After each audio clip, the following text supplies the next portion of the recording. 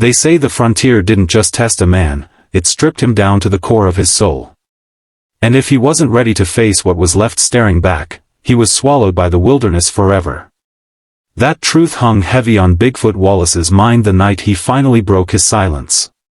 His hands trembled, not from age or cold, but from the weight of a memory he had carried alone for decades, Jeff Turner's final night alive. It began on a blistering summer afternoon in 1851, when the dust was high, tempers were short, and hope was something men clung to like a dying flame. Jeff Turner was only 22 back then, barely a man in years, but in courage he outweighed many twice his age. He had the kind of smile that made you believe that the world wasn't as cruel as it looked, and eyes that carried a stubborn fire, a promise to carve a life for himself in a land that wasn't built for softness. Bigfoot Wallace remembered the first time he saw him clearly. Jeff was sitting on a fallen log, boots muddy, shirt torn from a long ride, but laughing, as if hardship were a joke he was willing to take on. Wallace had watched many men break on the frontier. But Jeff? He was different. He carried his pain quietly, buried under jokes and big dreams. His father had passed from fever. His sister was sick. He needed money. And he believed, truly believed, that the frontier owed him a chance. Wallace had respected him for it. That's why what happened still haunted him. Their journey began when a scouting party was needed for a dangerous trail through Comanche territory. The land was wide, beautiful, and merciless. You could ride through grass taller than your shoulders, only to find death waiting behind it. But Jeff volunteered first. If someone's gotta do it, he'd said with a shrug, I'd rather it be a man who knows what he's risking. Wallace, older, tougher, known for his towering size, was chosen to lead the small party. It was supposed to be simple: check the route, watch for trouble, and return within 3 days.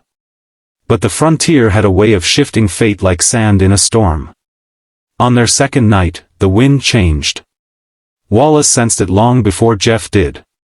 It was a strange kind of quiet, too still, like the land itself was listening. Wallace had been in fights, seen raids, escaped ambushes. He knew the air before blood was drawn. And that night smelled like danger.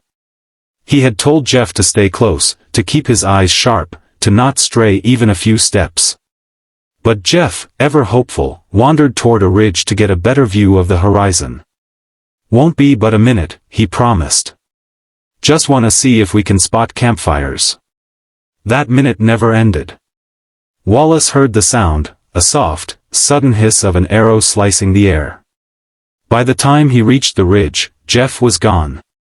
One moment the boy had been there, standing against the fading light, the next he had vanished into the tall grass as if swallowed whole. The party panicked, but Wallace froze.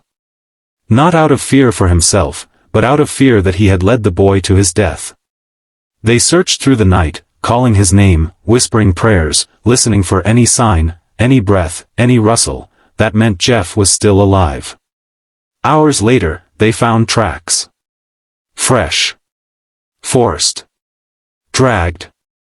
Jeff had been taken. The next 2 days were a blur of desperate pursuit. Wallace refused to rest, refused to eat. Sleep was a luxury for men who hadn't failed someone they cared about. The guilt tore at him. He replayed the moment again and again, wondering why he hadn't grabbed Jeff's arm, why he hadn't ordered him to stay put, why he had ever allowed hope to outweigh caution. But the frontier didn't care for guilt. They finally found the encampment at dawn. Smoke rose from the fires, warriors moved between hides, and in the center, tied to a wooden post, was Jeff Turner. Still alive. Still fighting. Even from a distance, Wallace could see the defiance in Jeff's eyes. Bloodied, bruised, but unbroken.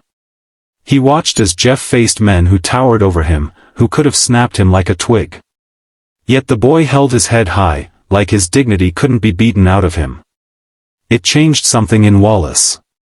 Strength, he realized, wasn't in size. It was in spirit. And Jeff's spirit was stronger than any man he had ever known.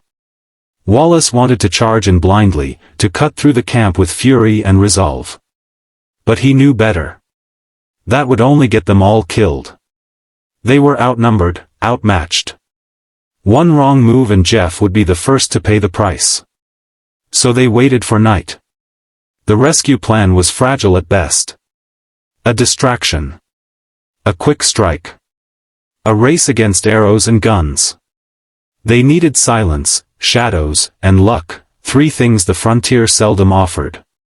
But as they crawled through the grass, inch by inch, Wallace felt something shift.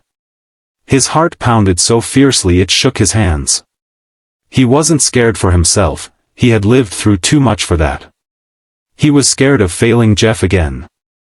When they finally reached the center of the encampment, Jeff lifted his eyes.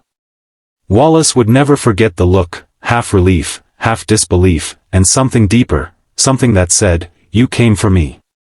But fate is a cruel storyteller. Just as Wallace cut the ropes, a guard spotted them. A shout tore through the night. The camp exploded into chaos, torches lit, rifles raised, warriors converging like a storm. Jeff grabbed Wallace's arm, breath ragged, voice shaking. "Go," he urged. "You gotta go. They'll kill us both." Wallace refused. "You're coming with me." Jeff shook his head, eyes shining with a strange calm. "Wallace, listen. If you die here, my family loses everything. If you live, you can tell them. You can tell my sister I fought. You can tell her I didn't give up." Arrows flew. Footsteps thundered. Wallace pulled Jeff toward the tree line, but Jeff shoved him forward with the last of his strength. "Live, Wallace. Please. Live." The warriors closed in before Wallace could reach him again. And Jeff Turner was lost to the dark. Wallace carried that moment like a scar on his soul. For years, he couldn't speak of it. Not because he was ashamed of what happened, but because he felt unworthy of the boy's sacrifice. Jeff had believed in him. Trusted him. Saved him. And Wallace had survived when Jeff hadn't. But with time, Wallace came to understand something powerful, something Jeff had known all along. Courage isn't in surviving. Courage is in meaning something. So Wallace found Jeff's family. He brought them what little Jeff had carried. He told them the truth, not a cruel truth, but an honoring one. Jeff had died with dignity. With bravery. With the heart of a man 10 times his age. And when Jeff's sister broke down, Wallace held her and promised. "Your brother wasn't alone. He faced the world with more courage than any man I've known. His story won't die with me." Years passed, and Wallace kept that promise. He told Jeff's story to every man who needed hope, to every youth who felt small, to every soul who believed they weren't enough. Jeff Turner had been one person in a massive, unforgiving land. But he proved something eternal. A single act of courage can outlive a lifetime. And as Wallace finally revealed the full story, his voice trembling, eyes wet with memory and regret, he understood that Jeff hadn't vanished. Not really. He had become a legend carved into the spirit of the frontier itself. A reminder that even in the darkest places, even in fear, loss, and despair, a human heart can shine bright enough to guide someone home.